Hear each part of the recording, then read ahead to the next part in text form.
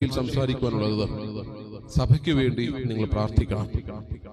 പ്രത്യേകിച്ച് 2020 ഒരുപാട് സങ്കടങ്ങൾ നമ്മുടെ സഭ സഹിച്ചു. 2011 നമ്മുടെ സഭ മലമേൽ സ്ഥാപിതമായിരിക്കുന്ന പട്ടണം പോലെ ആയിത്തീരുവാൻ നിങ്ങളെല്ലാവരും സഭയ്ക്ക് വേണ്ടി പ്രാർത്ഥിക്കണം. നമ്മുടെ സഭയെ ആക്ഷേപിക്കുന്നവരുണ്ട്, നമ്മുടെ സഭയെ പൊതുശത്രുവായി കാണുന്നവരുണ്ട്, നമ്മുടെ സഭ നശിക്കണമെന്ന് ആഗ്രഹിക്കുന്നു. പക്ഷേ ഞാൻ എപ്പോഴും ഓർമ്മിപ്പിക്കുന്ന ഒരു കാര്യമുണ്ട്. 40 രാവും 40 പകലും മഴ പെയ്തു കഴിഞ്ഞപ്പോൾ നോഹയുടെ പെട്ടകം അതിങ്ങനെ ജലപ്രളയത്തിന് മുകളിലൂടെ ഇങ്ങനെ പൊന്തി പൊന്തി നടന്നു. ജലപ്രളയം അവസാനിച്ചു. അത് കഴിഞ്ഞപ്പോൾ നോഹയുടെ പെട്ടകം അറാറത്ത് പർവ്വതത്തിൽ ഉറച്ചു. മലങ്കര സഭയാകുന്ന നൗക അറാറത്ത് പർവ്വതത്തിൽ ഉറയ്ക്കുമെന്നുള്ളതിന് 2 പക്ഷമില്ല. പ്രിയപ്പെട്ടവരെ, ഞാൻ രാഷ്ട്രീയം പറയുവാണെന്ന് ആരും വിചാരിക്കരുത്. അങ്ങനെ വിചാരിച്ചാലും എനിക്ക് പ്രശ്നമില്ല. കഴിഞ്ഞ ദിവസം കേരളത്തിന്റെ സമാരാധ്യനായ മുഖ്യമന്ത്രി അദ്ദേഹത്തിന്റെ മലങ്കര സഭയോടുള്ള പ്രതികരണം എത്ര സംസ്കാരത്തിന് നിരക്കാത്തതാണ് എന്നുള്ളത് നമ്മൾ അറിയണം. കമ്മ്യൂണിസം എന്ന് പറഞ്ഞാൽ എന്താണ്?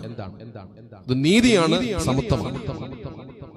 അതാണ് കമ്മ്യൂണിസ്റ്റ് പ്രസ്ഥാനത്തിന്റെ വക്താക്കൾ കേരള ചരിത്രത്തിലും ലോക ചരിത്രത്തിലും പഠിപ്പിച്ചത്. നീതിയുടെ നിലപാടും സമത്വത്തിന്റെ നിലപാടും ഒക്കെയാണ് കമ്മ്യൂണിസം എന്നുള്ളത് കൊണ്ട് അർത്ഥമാക്കേണ്ടത്.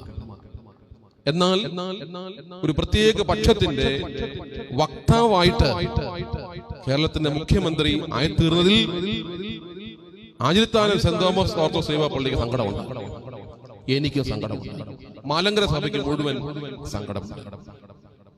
ഞാൻ ഇത് ലൈവായിട്ടുള്ളതുകൊണ്ടാണ് കൃത്യമായിട്ട് പറയുന്നത്. ഒരു പക്ഷേ എന്നെ നാളെ തല്ലിയേക്കാൻ കൊന്നേക്കാൻ ഒന്നുമില്ല.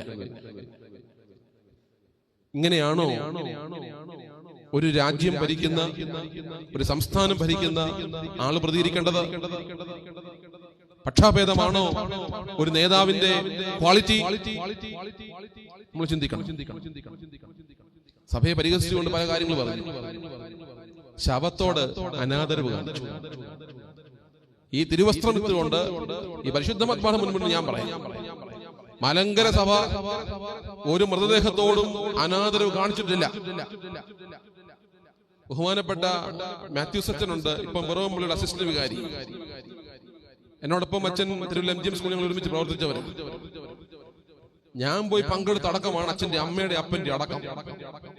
പുറവമ്പള്ളി എന്ന് പാത്രി സുഭാഗത്തിന്റെ കയ്യിലാണ്. മണിക്കൂറുകൾ പൊരിവെയിലുന്ന വെയിലത്ത് ഈ മൃതശരീരം അവിടെ വെച്ചു. കട്ടച്ചിറയിൽ 2 സംസ്കാരം നടന്നു. ഒരു വൈദികൻ അമ്മ മരിച്ചപ്പോ യാതൊരു ബഹുമില്ല കൊണ്ട് അടക്കി. ആരുമില്ലാതെ അനാഥാലയത്തിൽ മരിച്ചൊരു അമ്മയുടെ ശരീരം അത് വെച്ച് വില പറഞ്ഞു. നമ്മൾ പറഞ്ഞു നമ്മൾ അടക്കി കൊടുക്കും. പക്ഷേ സുപ്രീം കോടതി വിധി അനുസരിച്ച് നിയമാനുസൃത വികാരി അടക്കി കൊടുക്കും. ഒരു വിശ്വാസിയും പള്ളി കയറണമെന്ന് പറഞ്ഞില്ല. പക്ഷെ എന്താണ് കേരളത്തിന്റെ മുഖ്യമന്ത്രി പഠിക്കാത്തത്? ഒരു കാര്യം ഓർത്തോണം, ഒരു നേതാവ് ഒരു കാര്യത്തിൽ ഇടപെടുമ്പോൾ അതിന്റെ ആദ്യോടന്തം മുഴുവൻ മനസ്സിലാക്കി ഇടപെട്ടില്ലെങ്കിൽ അദ്ദേഹത്തിന് സമൂഹത്തിൽ വില ഉണ്ടാവില്ല. അത് ഞാനാണെങ്കിലും, അത് കേരളത്തിലെ മുഖ്യമന്ത്രി ആണെങ്കിലും പ്രധാനമന്ത്രി ആണെങ്കിലും എല്ലാ വിഷയങ്ങളിലും ഗഹനമായ അറിവുണ്ടാവണം. എങ്കിൽ മാത്രമേ അതിനോട് ഇടപെടാവൂ. മലങ്കര സഭ ആരുപദ്രവിച്ചാലും മലങ്കര സഭ നശിക്കത്തില്ല. നിങ്ങളൊരു കാര്യം ഓർത്തോണം, ഈ സഭ നന്നായി പോകുന്നത് മറ്റൊരു സഭയ്ക്ക് ഇഷ്ടമല്ല.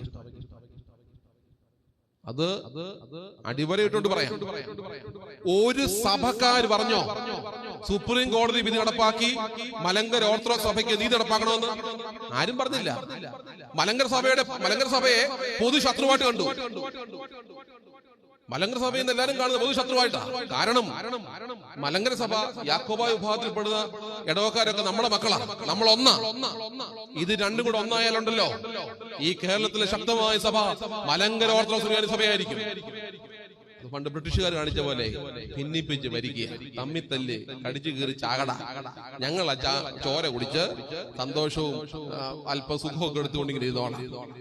ഇതാണ് ബഹുഭൂരിപക്ഷത്തിന്റെയും ആഗ്രഹം. പക്ഷെ ദൈവത്തിന്റെ നീതി അതല്ല. ഞാൻ ചോദിക്കട്ടെ, നമ്മുടെ പ്രിയപ്പെട്ട മലങ്കര വർഗീസുകാരനെ കൊന്നു, തുണ്ടം തുണ്ടം കഷ്ണമാക്കിയിട്ടു. എവിടെ പോയി ഇവിടുത്തെ മുഖ്യമന്ത്രിയും ഇവിടുത്തെ നിയമ സംവിധാനങ്ങളും? ഓനാൻ ചേട്ടനെ കൊന്നു, എവിടെ പോയി നിയമങ്ങൾ? ചോദ്യം തെറ്റാണോ? മറുവിഭാഗത്തിൽ ആരും കൊന്നിട്ടുണ്ടോ? ഒരാളുടെ ശരീരത്തെങ്കിലും മലങ്കര സഭ മകന്റെയോ മകളുടെ കയ്യിൽ നിന്ന് ഒരിറ്റ് രക്തം വന്നിട്ടുണ്ടോ? വന്നിട്ടില്ല. നമ്മുടെ പിതാക്കന്മാര് ക്ഷമയുടെയും സഹനത്തിന്റെയും ത്യാഗത്തിന്റേതുമാണ്. ഇപ്പോഴത്തെ പരിശുദ്ധ കാതോലിക്ക ബാവ തിരുമനസ്സുകൊണ്ട് എന്തോ ഒരു വിനയത്തിലൂടെ സംസാരിക്കുന്നത്, എന്തൊരു സഹനത്തിലൂടെ സംസാരിക്കുന്നത്. പക്ഷേ അതൊരു ബലഹീനതയായിട്ട് ഒരു രാഷ്ട്രീയ നേതാവും കാണുന്നു. അത് മലങ്കര സഭയുടെ ബലഹീനതയല്ല പ്രിയപ്പെട്ടവരെ. മലങ്കര സഭയ്ക്ക് ദൈവത്തോടുള്ള നീതിബോധമുള്ളത് കൊണ്ടും എന്റെ കർത്താവും എന്റെ ദൈവമേ എന്ന് ഉദ്ധാനം ചെയ്ത കർത്താവിനെ തൊട്ടുകൊണ്ട് പറഞ്ഞ മാർത്തോമയുടെ മക്കളായതുകൊണ്ടും മറ്റു കാര്യങ്ങളുണ്ട്. പ്രൊട്ടസ്റ്റന്റ് വിഭാഗത്തിൽപ്പെട്ടവരും മറ്റ് സഭക്കാരൊക്കെ ഈ ഓർത്തഡോക്സ് സഭയിൽ നിന്ന് പോയവർ എന്ന് പറഞ്ഞാൽ ഇതായിരുന്നു അമ്മ. അമ്മയിൽ നിന്ന് പിരിഞ്ഞു പോയിട്ട് അമ്മയ്ക്കടി ചവിട്ടുക. ഇതൊക്കെ തിരിച്ചറിയാനുള്ള കഴിവും പ്രാപ്തിയും മലങ്കര സഭയ്ക്കാണ്. അതുകൊണ്ട് മലങ്കര സഭയുള്ളവരൊക്കെ അന്ധബുദ്ധികളാണെന്ന് ആരും വിചാരിക്കുന്നു. എന്നാലും ദൈവത്തിന്റെ നീതിക്ക് വേണ്ടി പ്രാർത്ഥിക്കണം. ഇത്രയെങ്കിലും പറഞ്ഞില്ല എനിക്ക് ഉറക്കം വരുത്തണം. ഇത്രയെങ്കിലും പറഞ്ഞില്ലെങ്കിൽ സ്വസ്ഥ ഉണ്ടാകും. നിങ്ങൾ എല്ലാവരും സഭയ്ക്ക് വേണ്ടി പ്രാർത്ഥിക്കണം. ശാശ്വതമായ സമാധാനം സുപ്രീം കോടതി വിധിയിലൂടെ സഭയ്ക്കുണ്ടാകുവാൻ വേണ്ടി സഭയ്ക്ക് വേണ്ടി പ്രാർത്ഥിക്കണം. മലങ്കര സഭ ഒരു രാഷ്ട്രീയ പാർട്ടിക്ക് തോപ്പിക്കാൻ ഒക്കത്തില്ല.